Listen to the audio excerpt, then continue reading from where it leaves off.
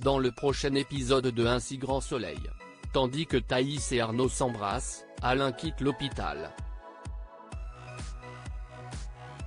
Attention, les paragraphes qui suivent contiennent des spoilers sur l'épisode d'Un si grand soleil diffusé demain soir sur France 2. Si vous ne voulez rien savoir, ne lisez pas ce qui suit. Mercredi 1er mai dans Un si grand soleil. Thaïs et Arnaud s'embrassent grâce à l'ADN relevé au domicile des Aguera. La police de Montpellier est désormais certaine d'avoir affaire à la même équipe de cambrioleurs. Reste maintenant à découvrir à qui appartient ces ADN. En attendant, les scellés de maison Aguera vont être levés. De leur côté, le commissaire Becker, le procureur Picard et le capitaine Léonie font le point sur l'enquête. L'occasion pour Manu de leur faire part de ses doutes. En effet, le policier est convaincu que les cambrioleurs ont été informés par un proche. Comme cette enquête est désormais prioritaire, le commissaire Becker va faire rapatrier les dossiers de Nîmes, d'Alès et de la Grande Motte afin de comparer toutes les affaires. Au cabinet BGL, Florent n'est pas au top de sa forme. Dans la mesure où Philippe était l'un de ses clients et à Nunex, Johanna comprend combien que toute cette histoire le touche.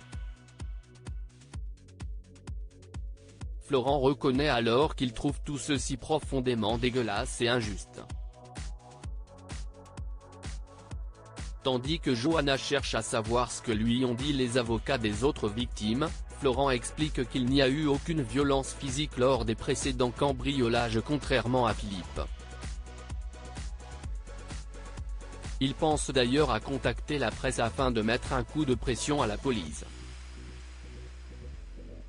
Non loin de là, Manu débute une enquête de voisinage pendant qu'Alex visionne les images des caméras de surveillance à proximité du domicile des Aguera. En parallèle, Florent appelle Marc Moore et lui fait part de son mécontentement concernant le travail de la police dans les affaires de Home-Jacquin. Pour leur part, Anne et Arnaud rentrent chez eux. Un moment particulièrement difficile puisque la maison est sens dessus-dessous. Sans attendre, Anne et Arnaud se mettent à ranger le salon. En tombant sur une photo d'elle et son mari, Anne craque et fond en larmes. En fin de journée, Thaïs se rend chez Arnaud. Ce dernier lui remet un sac contenant le jeu de Go de son père. Mal à l'aise, la jeune femme refuse mais Arnaud lui rappelle que son père tenait à ce qu'il lui revienne. Thaïs repense alors à Philippe puis accepte. Au commissariat, Alex informe Manu avoir aperçu une camionnette garée derrière la maison des Aguera. Il s'agit du même modèle signalé lors du précédent Home-Jacquin. Sans surprise, la camionnette a été volée, ce qui en fait une nouvelle piste à creuser pour la police. La nuit tombée, Arnaud remercie Thaïs d'être venue. Comme il est au bord des larmes, Thaïs propose de rester auprès de lui mais le jeune homme décline. Elle le prend alors dans ses bras puis l'embrasse. Alain quitte l'hôpital. À l'hôpital, Janet informe Elisabeth qu'elle a donné ses dernières recommandations à Alain pour sa convalescence. Soulagée, la femme d'affaires la remercie puis explique qu'elle envisage de pardonner Alain.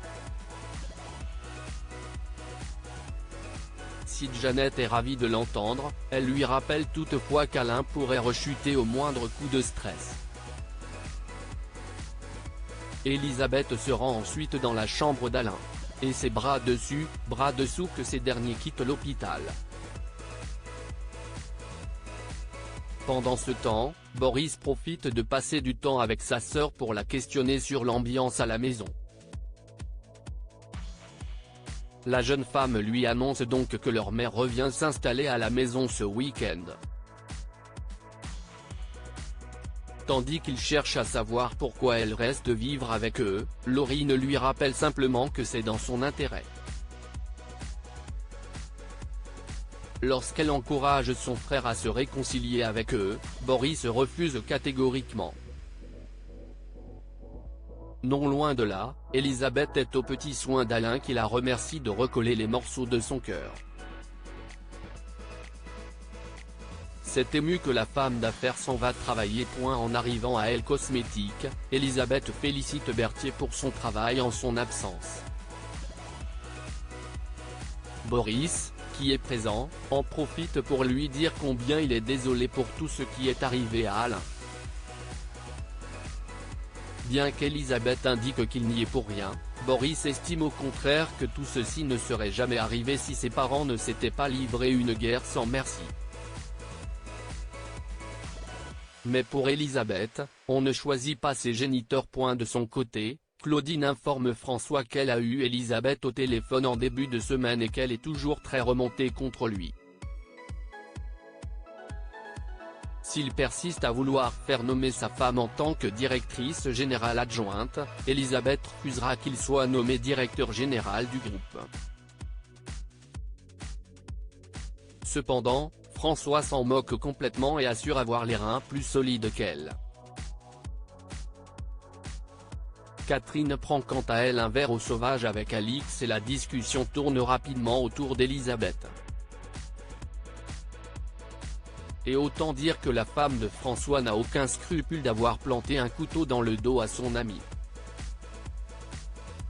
Elle confie ensuite combien elle est heureuse avec son mari avant de lui parler de sa vie sexuelle pimentée.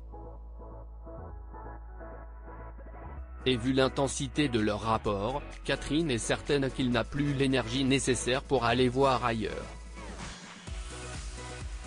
En fin de journée, Elisabeth rencontre Boris dans son bureau et lui dit qu'elle cherche un allié pour contrecarrer les plans de François pour sauver les emplois de Elle Cosmétiques. Boris sourit.